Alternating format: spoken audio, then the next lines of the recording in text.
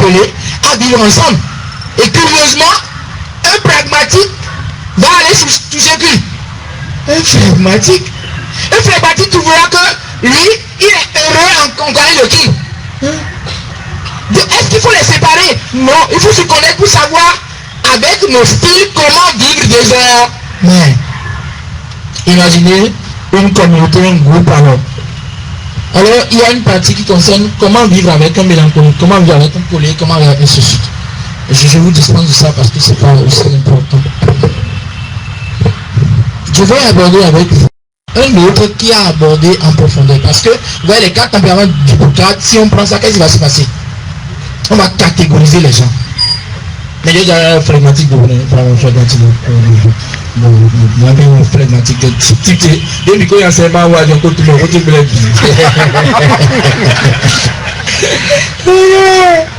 papa dit un flegmatique maman mélancolique à ta vie sangue mais sois mélancolique et on se voit bravo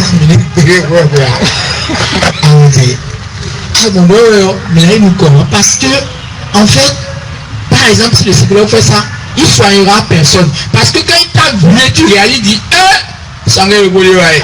monsieur, asseyez-vous. C'est moi le maître ici. Vous comprenez? Allez, on évolue. Il n'a vraiment pas. C'est pas parce qu'il est sanguin et tu vois sanguin, le masque. En réalité, le mot personnalité vient de persona qui vient dire quoi? Un masque. Ce n'est qu'un masque qu'il a porté. Et ce masque, il a été obligé de porter ça parce que il a été en face des circonstances et il lui faut forcément porter quoi? Ce masque. Il faut maintenant dépasser le masque. Allez voir quand est-ce qu'il a commencé à porter ce masque et pourquoi il a choisi de porter quoi? Ce masque. Et celui qui nous a aidé à voir ça s'appelle Eric Ben. Eric Ben est le maître de l'analyse transactionnelle. Il a développé donc un concept lié à la personnalité en basant la personnalité sur 3 états du moi. Et il parle du moi parent, du moi adulte et du moi enfant. Eric Ben, en parlant du moi enfant, adulte et parent, dit en fait que l'adulte est immuable. L'adulte est un état de moi qu'on ne peut pas subdiviser. Mais l'état qu'on appelle l'état parent est un état qu'on peut subdiviser en 2 états. En trouvant le parent normatif et le parent nourricier. Et il dit que l'état qu'on appelle l'état enfant est l'état qu'on peut diviser en 4.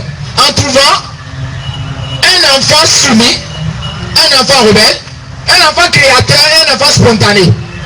Il a démontré que les 7 facettes de la personnalité se retrouvent chez qui? Chez nous tous. Mais il y a une facette qui est dominante. Alors je vais vous présenter ces 7 facettes. 1. C'est qui le parent?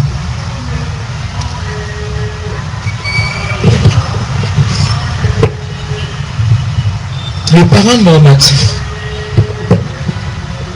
Le parent normatif, c'est un parent critique. À la limite persécuteur. Il est rempli de jugements et de sanctions. Si vous avez un père normatif et il vous dit ne sortez pas à 20h et que vous sortez à 20h et à 20h c'est qu'on l'appelle pour lui dire il y a quelqu'un qui vient de faire une circulation, c'est votre fils, il va dire quoi?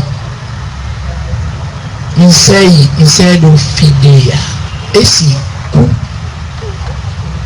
avez un parent normatif, il dit chez moi on rentre à 22h et vous venez à 22h05, vous allez passer à nous au portail et de manière de l'homme qui est béton, c'est 22h, on va m'en là. Viens toi hier, quoi vous fier de noyer?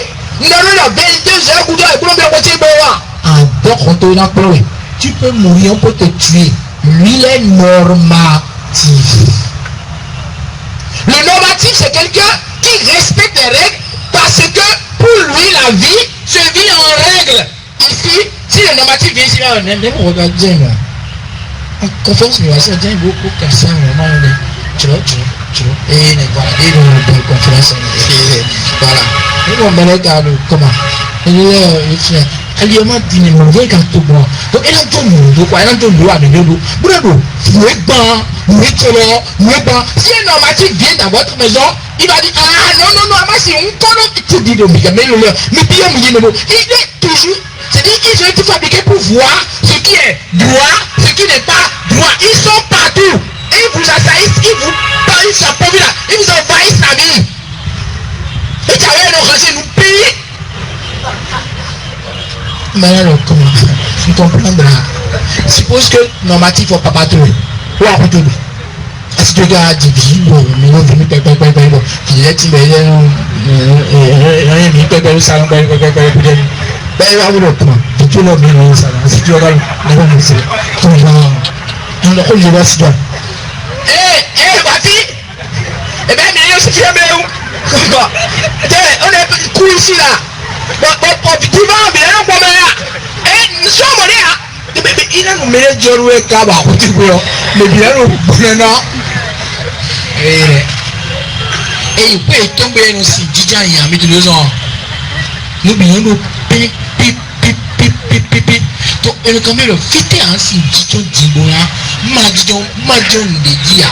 Nous, ni à bien normatif, c'est quoi, bien. Non.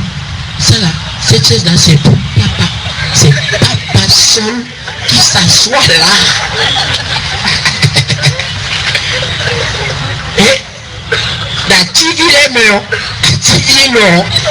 Et il est quand on est dit avec. On met bien temps. Et la TV est en crème pour me louer. Et alors, pour le fil, il ne t'en faut pas d'eau. Il ne t'en faut pas d'eau. Point bas. Ni à la maman tout le fil. Et là, il y a le Dieu qu'on va faire le bio. Avec ton filet. Et on va bien couper le filet à comment faut pas dire. Il faut pas. Quand il finit à autant de mer. Venez nous mettre le conseil et nous tourner dans le point.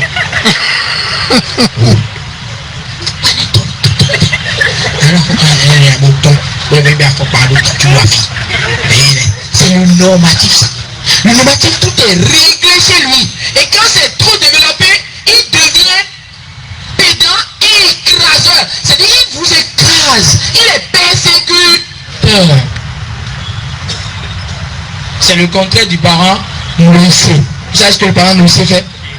C'est le parent meneur, le gentil. Le parent nourricier, on dit que le parent nourricier se préoccupe tellement du bien de qui? De l'autre. Il veut nourrir tout le monde d'affection. Il veut que tout le monde soit à l'aise. Par exemple, si il va dire, si vous voulez, il faut dire qu'on doit me faire un signe blanc signé. Il m'a signé. Le parent nourricier va anticiper sur les besoins de qui? Les autres. Si c'est en amitié, ben, si vous pouvez vous payer, si vous nourricier, je sais que déjà, mon sac est là aussi. Oui. Zami, c'est il s'appelle Souena, oui. Et je sais que j'avais là la faut pas le dire oui. Mais il cherche toujours à faire quoi? À faire plaisir à l'autre, à donner à l'autre. Mais il est malade, vous comprenez pourquoi? Il fait tout ça pour que l'autre aussi puisse faire quoi? Lui donner un peu. En fait, le nourricier vit et souffre d'un manque d'affection. Et se tourne et veut combler tout le monde pour que tout le monde puisse en retour lui donner un peu de quoi? C'est de la manipulation. Il demande l'affection en envahissant qui? Les autres. Et ça fait qu'il souffre toute la vie. Parce que les autres, vous savez, on demande toujours à qui? À celui qui donne. Plus il donne, l'autre dit et il se dit, mais un beau jour, les nourriciers font une dépression d'épuisement. Ils se sentent épuisés, ils ont l'impression que c'est toujours eux qui font quoi? Qui donnent, mais on les donne jamais, on ne reconnaît même pas ce qu'ils font. Vous savez pourquoi? Mais si quelqu'un est en difficulté, vous lui donnez 5 000 pour la première fois. J'ai dit, non, mais il ça. Il est tout Jésus. Donc, à ça, il y a tout le monde. Il y a beaucoup de problèmes. 6 000 euros. Et là, tu as une quartier B. Mais il m'a sonné un peu. Et non, mais je nous dis,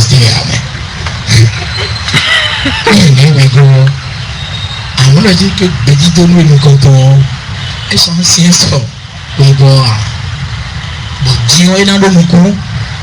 Pas ton bon, là où je dois. Mais ma manière, la mission est et dans mes 5 minutes, we go.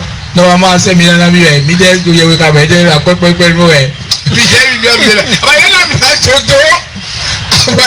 c'est-à-dire que quand vous donnez une fois, si vous ne savez pas faire, et vous êtes là toujours à faire quoi? Je ne dis pas de ne pas donner, mais donner en responsabilisant qui?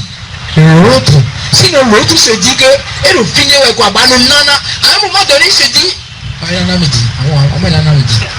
D'ailleurs, des noms d'amis, bon, c'est sûr que nous nous machines. Vous comprenez? Alors, les gens ne vont jamais vous reconnaître ce que vous faites parce que vous le faites tout le temps, vous le faites trop bien. On dit que le nourricier a un autre problème, l'incapacité de